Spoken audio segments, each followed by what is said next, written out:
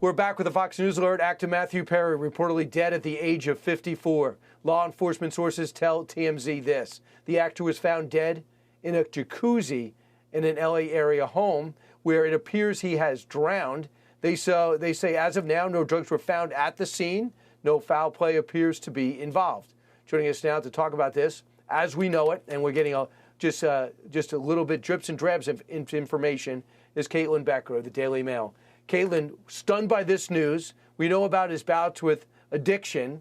We saw he was on a path of redemption, especially after the release of his book.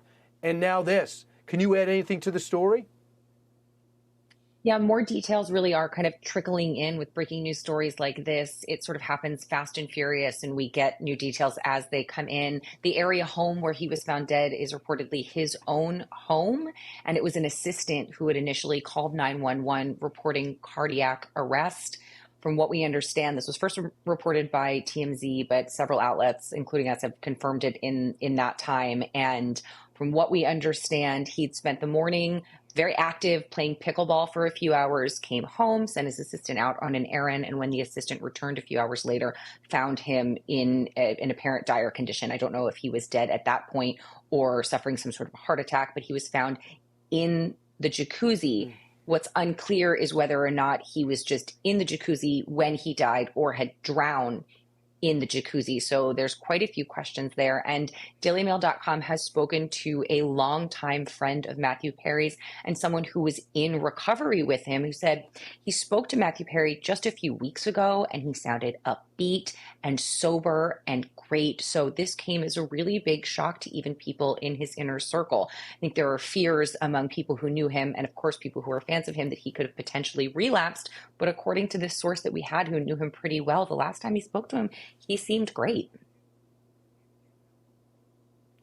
Caitlyn, he just seemed like a guy, even though he had his troubles, he didn't have a lot of enemies. People liked him. I mean, I never had a chance to meet him or interview him, but he's likable on camera, and evidently to his friends, people were pulling for him rather than, you didn't hear those stories about him being a bad guy. You really didn't. You actually heard quite the opposite. People just reported time and again what a wonderful person he is. That friend who we spoke to repeated just those exact sentiments and said that Matthew was always the first person to welcome someone into the group, to volunteer to help them out, to really, have open arms. And the cast on the show was always fiercely, fiercely protective over him. And we know that throughout almost his entire time on Friends, he suffered from opioid addiction and alcoholism. And at one point said he doesn't even remember 3 seasons of the show. It's just a kind of a black hole in his memory. And in spite of that, his castmates he was so beloved. They loved him so much. Anyone who's worked with him that has spoken out has only had wonderful, wonderful things to say about him. And it just seems like throughout his entire life, he really suffered with a lot of demons, as well as a lot of health problems that resulted from his addiction. Right. Caitlyn Becker, Daily Mail. Thanks so much, Caitlyn. We'll follow this story throughout the show. Hey, Sean Hannity here. Hey, click here to subscribe to Fox News YouTube page and catch our hottest interviews and most compelling analysis. You will not get it anywhere else.